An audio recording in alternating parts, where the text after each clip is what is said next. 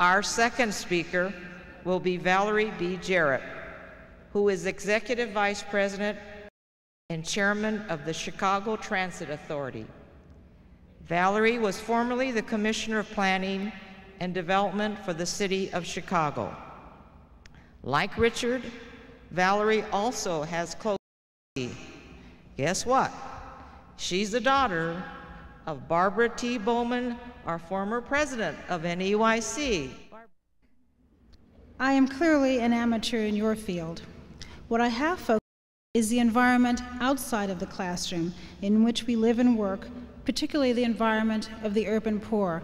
I've done this really from 3 different vantage points. First, as Commissioner of Planning and Development for the City of Chicago, where I was in the city in the context of comprehensive long-range planning. Now in the private sector with the Habitat Company, we're the court-appointed receiver for the Public Housing Authority in Chicago. We're responsible for building all. I also chair the Chicago Transit Authority, which provides vital links to jobs for so many of our inner city residents. Throughout our country, there are children who grow up in warlike conditions more destructive. The miracle is that so many children make it to the classroom door. But what condition are they in when they arrive? Oftentimes they're hungry, they're poorly dressed and poorly prepared. The lucky ones watch as they're the basics of food, clothing, and shelter. The unlucky ones watch as their parents hustle for drugs to satiate a habit rather than provide food to satiate their children's appetite. They're often sick from malnutrition and general neglect. They are traumatized by random and deliberate violence that constantly intrudes their daily life, where a simple walk across a park to school can be as dangerous as crossing a minefield. Both emotional, from fear, and also physical exhaustion from inadequate sleep. They often lay awake at night, terrified by the sounds of sirens, gunshots, screams. Their parents are unable to the volume of noise penetrating their homes. It is cold in the summer and it is hot in the winter in their homes, and nothing works consistently. Not the heat, not the plumbing, not the electricity, and not the parents. Many of the parents are children too. For the homeless of our country, it is particularly egregious, and circumstances are bleak. The average age of a homeless person is 9. Children and families. The typical homeless family is a single 20-year-old mom with 2 children under 6, and abuse and neglect run rampant. For both parents and children, living in poverty seems, and the children live with a terror that is incapable of being checked like a coat at the classroom door. And yet, these kids are expected to compete with my daughter and with each of yours, and the playing field. And if they fail, and many do, then the simplest conclusion is that it's their fault, which often leads to stereotypes and racism, or that it's the educational system's fault, your fault.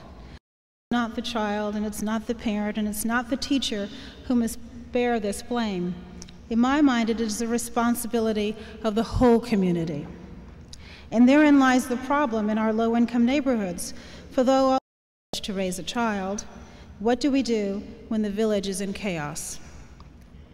Now, some children survive and thrive due to extraordinary talent or because a parent, a family member, a teacher managed to control the downward spiral of hopelessness.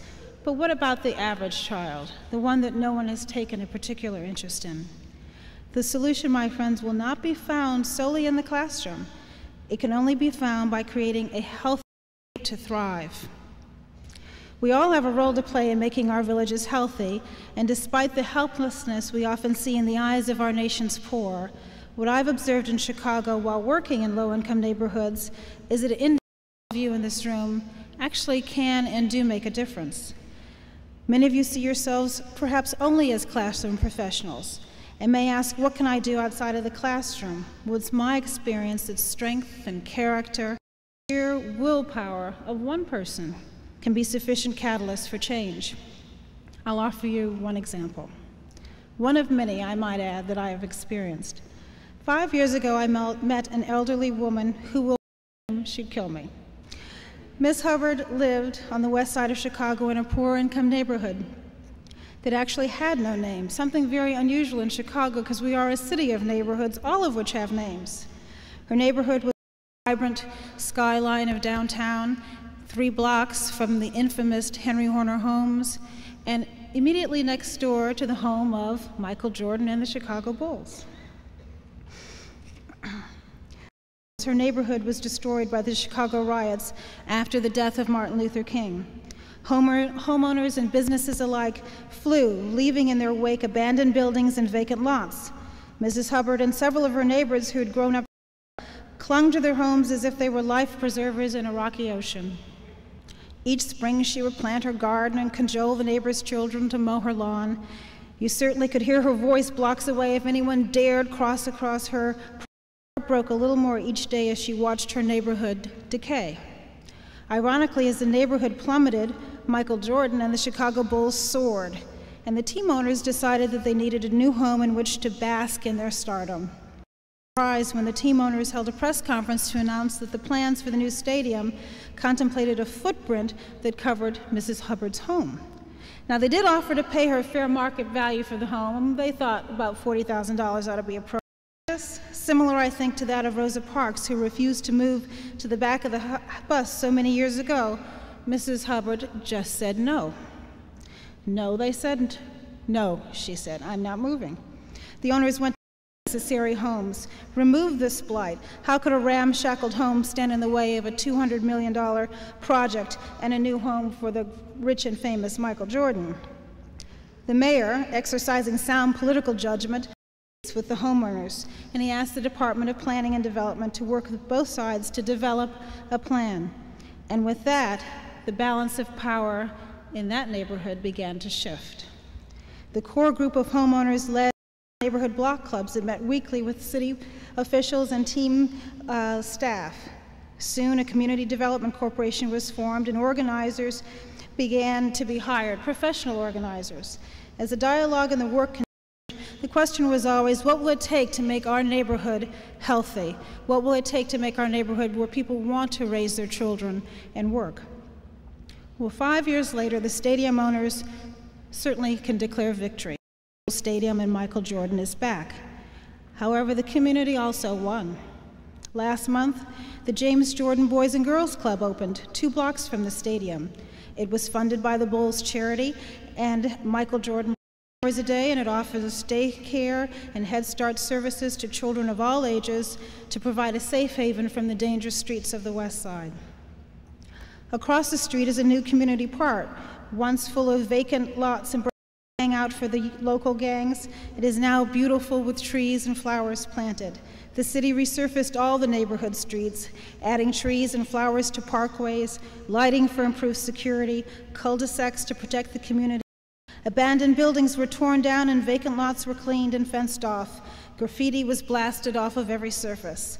The Bulls established a $1 million economic development fund to help jumpstart local businesses in the neighborhood.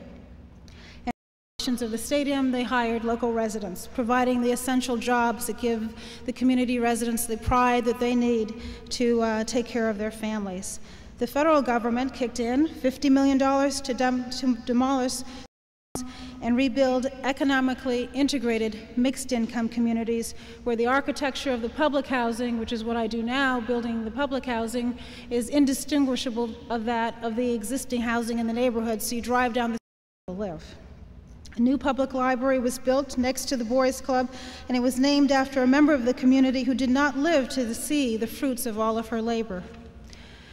As gradual change began, private developers and businesses, a bank opened, a full-service branch, the first one on the west side of Chicago in 30 years.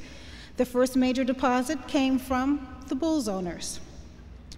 The first market-rate homes in 30 years were also built, a drugstore and a grocery to build.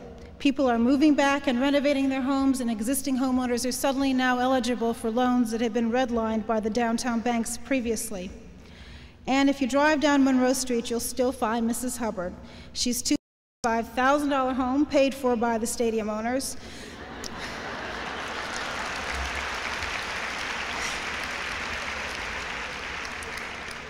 With a couple dozen lifelong residents of the also in their new homes.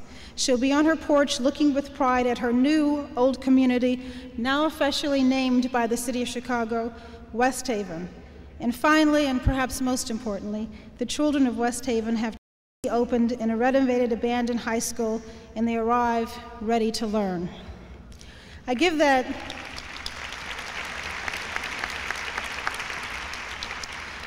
to you as one small example. It's near firsthand, but throughout our city and throughout our nation, there are examples of individuals who've decided to rise up and take an interest in their community beyond what they do for work, beyond what they do in the course of their day. They find time, be it a low-income community, moderate, or wealthy. And what I encourage all of you to do is to think holistically. Think in terms of the classroom and the incredible work you do to educate our children, but also think of that little extra something for her community. Thank you very much.